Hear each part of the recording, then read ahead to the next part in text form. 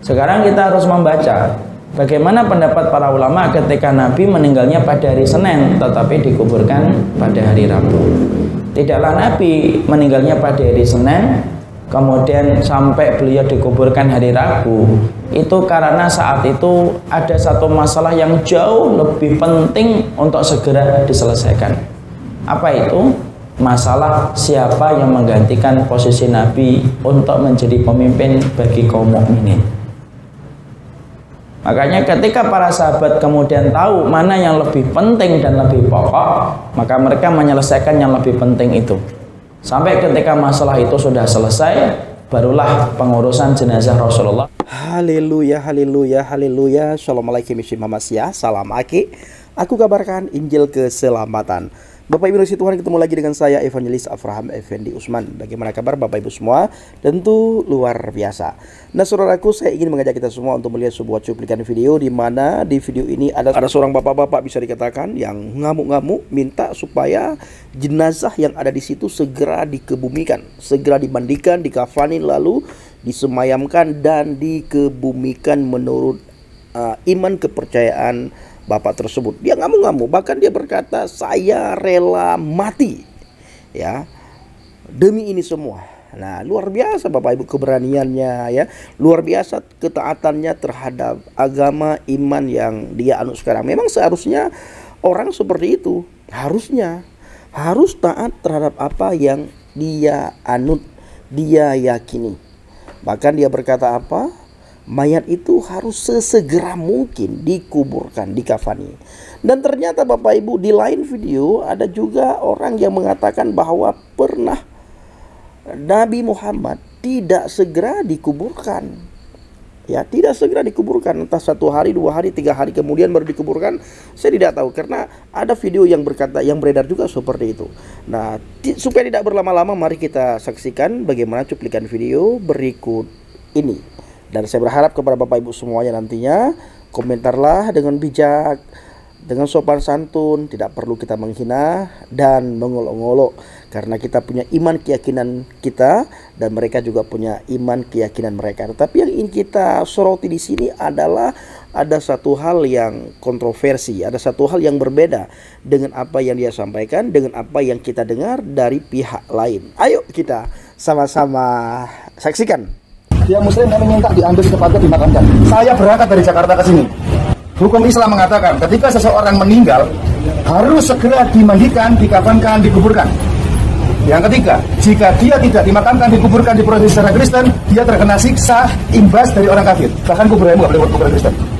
Hukumnya Allah, hukumnya Islam, segera dimakamkan. Kasihan jenazah, karena kami sayang sama jenazah. Kasihan dia didiamkan seperti ini. Ya berdosa kami Pak, ini kita kena semua Pak Duki Payah. Tahu apa Pak Duki Payah? Iya. Makanya saya dari Jakarta ke sini. Saya hari Kristen 1 jam 1 nggak diambil, saya siap mati di sini. Saya pastikan itu. 1 jam dari sekarang. Allah Akbar. Allah Akbar. 1 jam.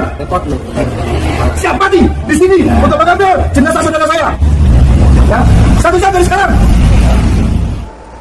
Nabi itu 3 hari baru dikubur. Nabi meninggal pada detik pertama belum dikubur. Tidak ada seorang pun yang ngurusi mengkafani Kanjeng Nabi, hanya berdua, Abbas dengan Sayyidina Ali berdua. Sampai 3 hari. Nabi itu 3 hari baru dikubur. Andai kan di sini saya mati, santri saya berebut pondok ini, Awab sama Jain berdua mengkafani saya. Kan? Di mana mereka rapat di Sakifah Bani Sa'idah. Ada apa? Memilih khalifah. Saya ingin mengatakan yang jujur sajalah. Ketika Nabi meninggal dunia pada detik pertama itu sudah pecah kongsi. Gara-garanya adalah begitu meninggal Nabi Muhammad tidak ada yang mengurusi pengkafanannya, yang mandiin nggak ada, yang mengkafani nggak ada. Para sahabatnya rapat memilih Khalifatu Rasulillah. Yang aneh lagi Sayyidina Ali nggak diundang. Nah itu persoalannya. Ujung-ujung ya bahasa Sunda ujung-ujung ya. Ujung-ujung tiba-tiba Abu Bakar mengatakan saya sebagai khalifah. Sayyidina Ali nggak tahu yang angkat siapa. Nah, ngambek kan pendukung Alinya, ya sampai sekarang yang mendukung Ali namanya Syiah, yang mendukung Abu Bakar namanya Ahli Sunnah wal. Nah, bapak-bapak dukung mana? Udahlah. Tapi yang aneh ini sejarah, sekalipun umat Islam saling perang saudara saya Pak, istri dengan menantu kok bisa perang sih? Iya kan? Sayyidina Ali dengan Siti Aisyah, bapak-bapak dengar semuanya. Kenapa? Nggak malu tak? Masa perang sama istrinya Mitoha? Ada rencana dari sekelompok mereka akan membunuh Sayyidina Ali. Ya, dikedor pintunya, dihalang-halangi oleh istrinya Sayyidina Ali. Siapa namanya? Fatimah. Siti Fatimah. Ditahan, didobrak, sampai akhirnya lepaslah grendelnya, dan Siti Fatimah ada di balik pintu, dikencet sama pintu sampai mati, diinjak-injak semuanya itu. Dalam keadaan yang sangat genting sekali. Perpecahan di antara mereka itu mengerikan. Kayak kita sini kayak zaman Gestapo dulu lah. Ya, mengerikan sekali. Meninggal dunia. Tidak ada seorang pun yang takziah. Dikafani sendiri, dikubur malam-malam. Orang ketakutan semua. Nah, ketika dikuburkan, di situ awal talqin. Sayyidina Ali ngomong, wahai istriku tercinta, tolong sampaikan kepada bapakmu bahwa sahabatnya sudah pada murtad semuanya. Masya Allah. Ya. Nah ini Anda suasana semacam ini kan tidak dikemukakan, tidak kamu pelajari dalam sejarah, ditutup. Ada apa sebetulnya? Halo semua. Seperti yang Buya Syakur katakan, hal seperti ini tidak dipelajari oleh umat dalam sejarah. Ditutupi. Dan perlu dipertanyakan, ada apa sebenarnya? Seperti yang kita lihat di awal, seorang mualaf yang baru masuk Islam aja bisa ngotot sedemikian rupa, sehingga rela mati demi menguburkan sesama mualaf pada hari itu juga. Pertanyaannya, kenapa tidak ada yang ngotot untuk menguburkan Muhammad pada hari itu juga? Seperti yang dilakukan oleh mualaf tadi. Padahal, katanya, menurut hukum Islam, kalau seseorang meninggal, harus segera dimandikan, dikafankan, dikuburkan. Dan katanya Muhammad adalah Nabi yang dijadikan teladan bagi umat Islam. Kenapa umat Islam harus segera dikuburkan pada hari itu juga? Padahal Nabi yang dijadikan teladan aja, tidak dikuburkan pada hari itu juga. Saya cukup yakin, mualaf yang tadi kita lihat, tidak tahu bahwa mayat nabinya tidak diurus, sampai pada hari yang ketiga. Jangankan mualaf itu, saya cukup yakin, banyak muslim dari lahir, yang juga tidak tahu bahwa nabinya baru dikuburkan pada hari yang ketiga. Kenapa bisa begitu? Karena peristiwa kematian Muhammad adalah topik tabu yang tidak dibicarakan oleh umat muslim, terutama yang awam. Nah, saya bukan bermaksud untuk membuka luka lama agama Islam. Tetapi, ini udah zaman keterbukaan, di mana segala informasi tidak bisa ditutup-tutupi lagi. Jadi, jika kamu adalah seseorang yang tidak mampu menerima kenyataan yang pahit, silakan tutup video ini sekarang.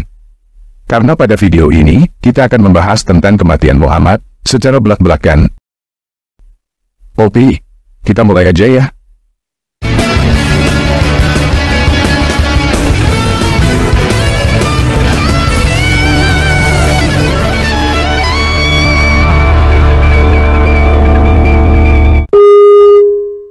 Nah, informasi tentang Muhammad dikuburkan pada hari yang ketiga bisa didapatkan dari beberapa hadis.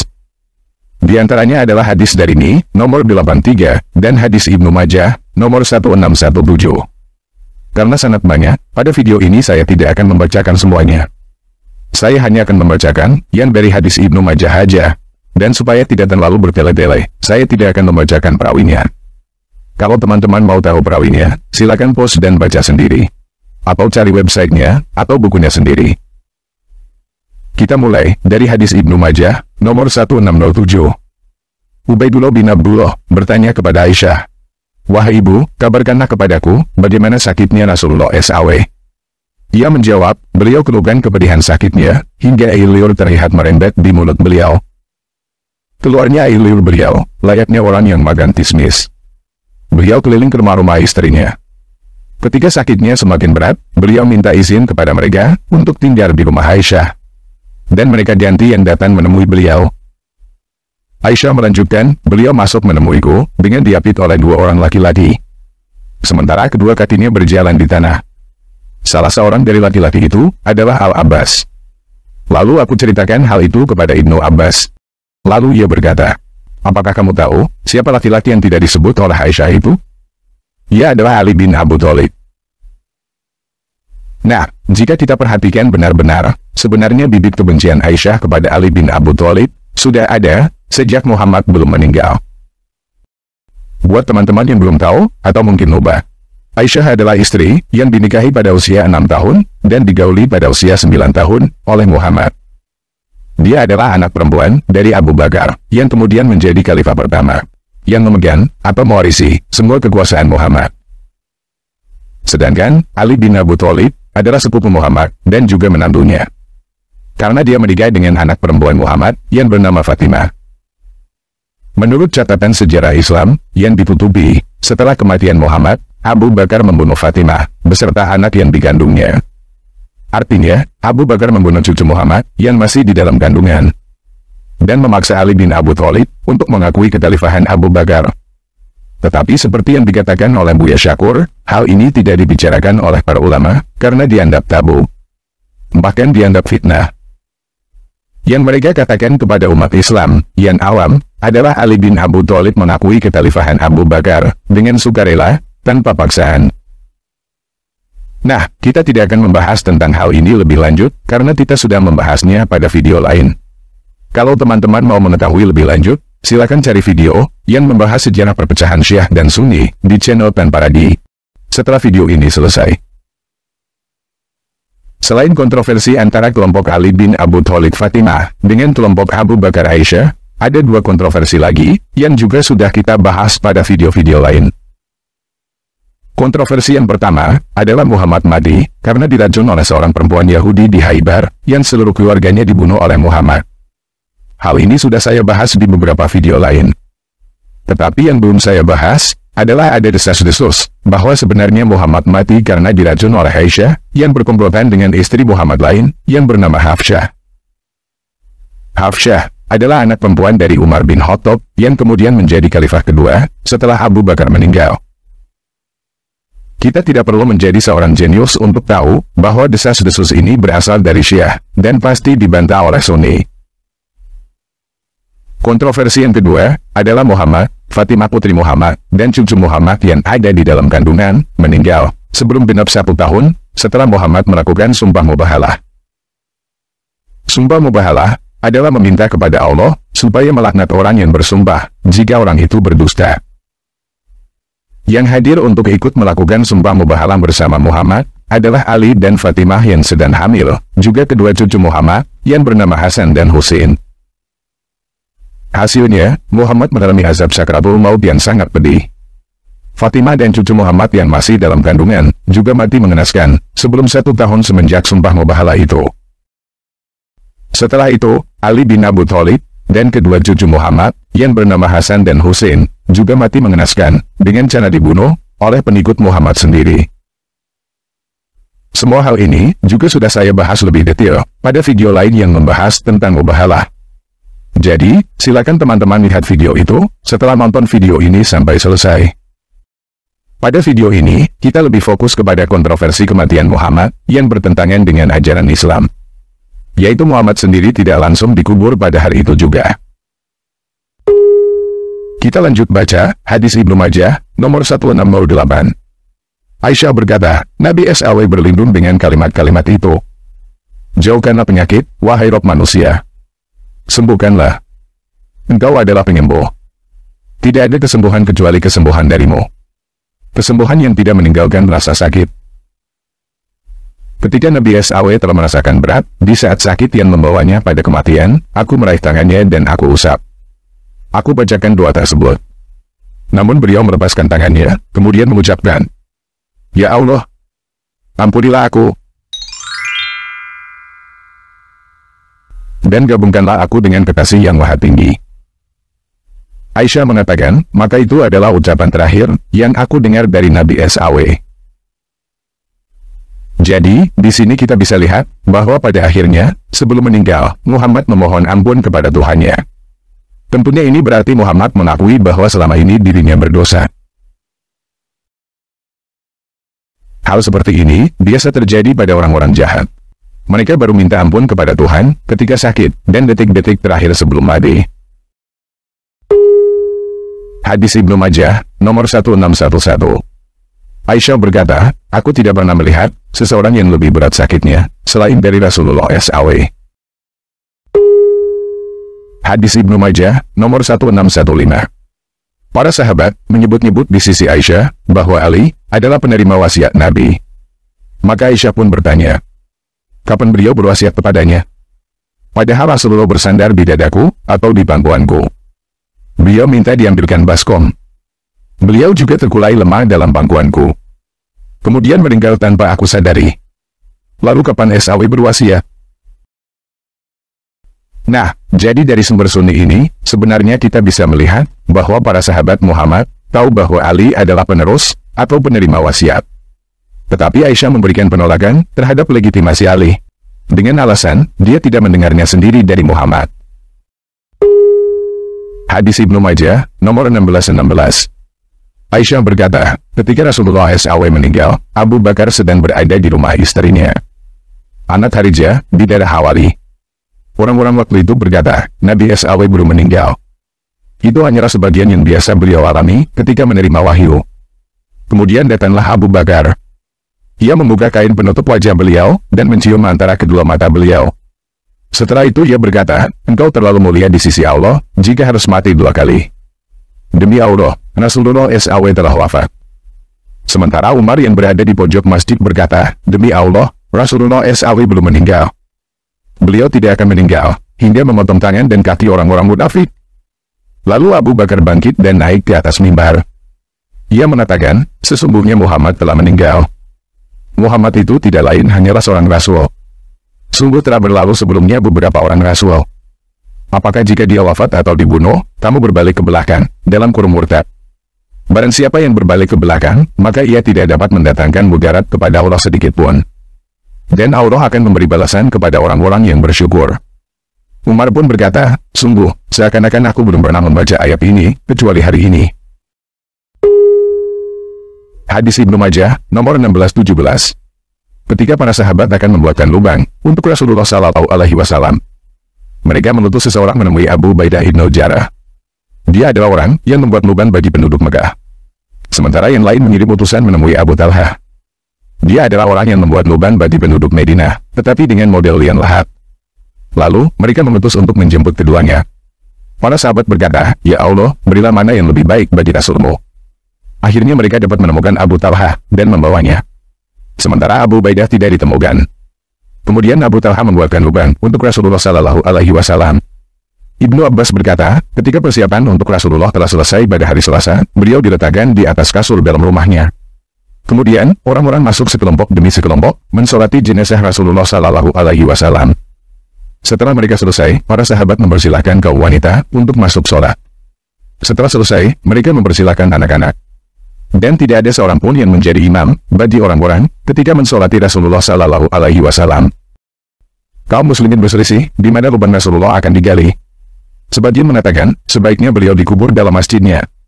Sebagian yang lain berkata, sebaiknya beliau dikubur bersama para sahabatnya. Lalu Abu Bakar berkata, aku pernah mendengar Rasulullah SAW bersabda, tidak ada seorang nabi yang meninggal, kecuali dikuburkan pada tempat dia meninggal. Ibnu Abbas berkata, Rasulullah SAW yang beliau wafat di atasnya, diangkat, lalu mereka membuat lubang. Setelah itu Nabi SAW dikuburkan pada tengah malam, di malam Rabu. Sementara yang turun ke kuburan beliau adalah Ali bin Abu Thalib, Al-Fad ibn Abbas, Kutsam saudaranya, dan Syukran mantan budak Rasulullah SAW. Aus bin Hawli, ia adalah Abu Layla, berkata kepada Ali bin Abu Thalib, aku bersumpah kepada Allah dan kedudukan kami di sisi Rasulullah SAW atas kamu. Maksudnya minta izin turun ke lubang beliau. Maka Ali pun berkata, turunlah. Syukran adalah budak beliau. Ia mengambil kain kasar yang pernah Rasulullah SAW kenakan. Kemudian ia memasukkannya ke dalam kuburan beliau, seraya berkata, demi Allah, tidak ada yang akan mengenakannya setelahmu, selamanya. maka kain itu pun dikubur bersama Rasulullah Shallallahu Alaihi Wasallam. Hadis Ibnu Majah, nomor 1622. Ibnu Umar berkata, kami sangat berhati-hati untuk berbicara dan bersenang-senang bersama istri kami di masa Rasulullah SAW. Maka kami berani untuk melakukannya ketika Rasulullah SAW meninggal. Nah, kenapa Ibnu Umar berkata bahwa mereka sangat berhati-hati untuk berbicara dan bersenang-senang bersama istri mereka di masa Rasulullah SAW? Karena salah satu keistimewaan Nabi Muhammad yang dicatat oleh tafsir Al-Qurtubi adalah jika Muhammad melihat istri seorang muslim dan menginginkannya, maka seorang muslim itu wajib untuk menceraikan istrinya supaya Muhammad bisa kawin dengan bekas istrinya itu. Hal ini juga sudah kita bahas di video lain. Jadi kita tidak akan membahasnya lebih lanjut. Silakan teman-teman cari dan nonton video itu untuk melihat referensinya setelah video ini selesai. Nah, balik ke topik. Jadi Muhammad meninggal pada hari Senin, tetapi tidak dikuburkan pada hari itu juga. Dia dikuburkan pada malam Rabu, tengah malam.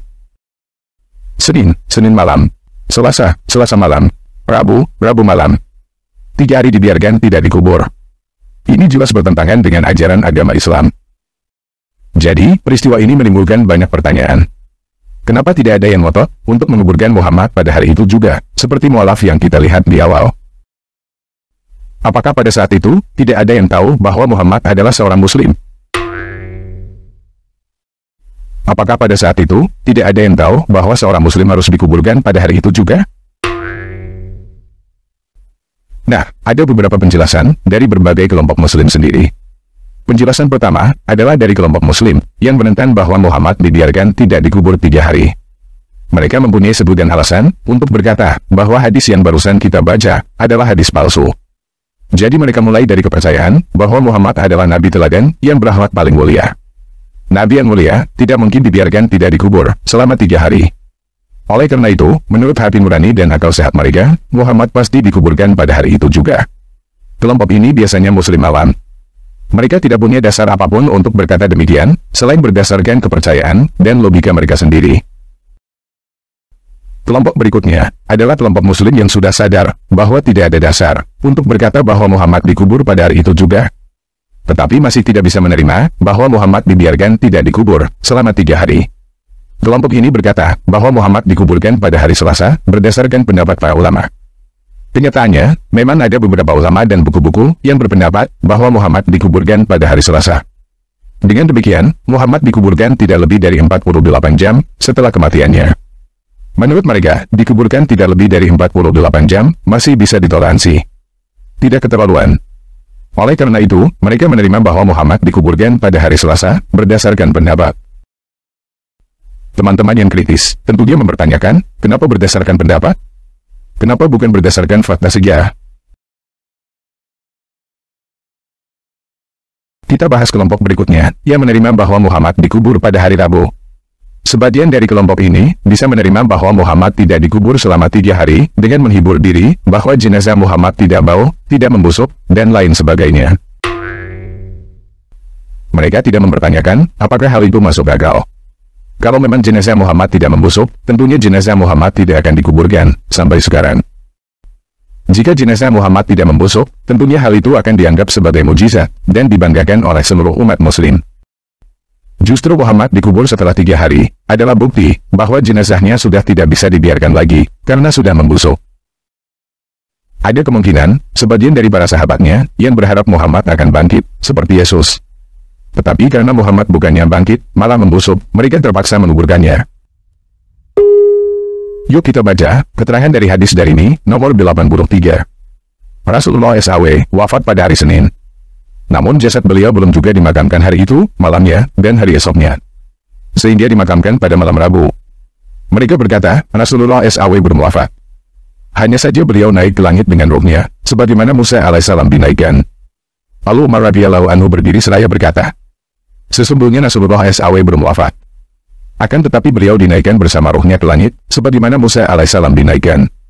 Demi Allah subhanahu wa ta'ala, Rasulullah SAW tidak meninggal, sampai ia memotong tangan-tangan serta lidah-lidah mereka. Umar radhiyallahu anhu terus berkata demikian, sampai berbusa kedua sudut mulutnya. Sebab ancaman dan perkataannya. Kemudian Abbas radhiyallahu anhu berdiri seraya berkata, sungguh Rasulullah SAW telah meninggal dunia. karena beliau adalah manusia biasa. Dan beliau berubah sebagaimana berubahnya manusia. Maka makamkanlah sahabat kalian. Jadi, Muhammad dikuburkan karena sudah berubah, alias sudah membusuk, seperti manusia biasa.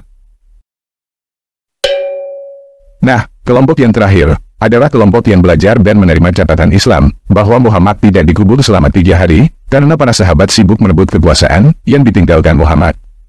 Bagi para sahabatnya, mendapatkan kekuasaan Muhammad lebih penting daripada mengurus jenazah Muhammad. Sekarang kita harus membaca bagaimana pendapat para ulama ketika Nabi meninggalnya pada hari Senin tetapi dikuburkan pada hari Rabu. Tidaklah Nabi meninggalnya pada hari Senin kemudian sampai beliau dikuburkan hari Rabu, itu karena saat itu ada satu masalah yang jauh lebih penting untuk segera diselesaikan. Apa itu?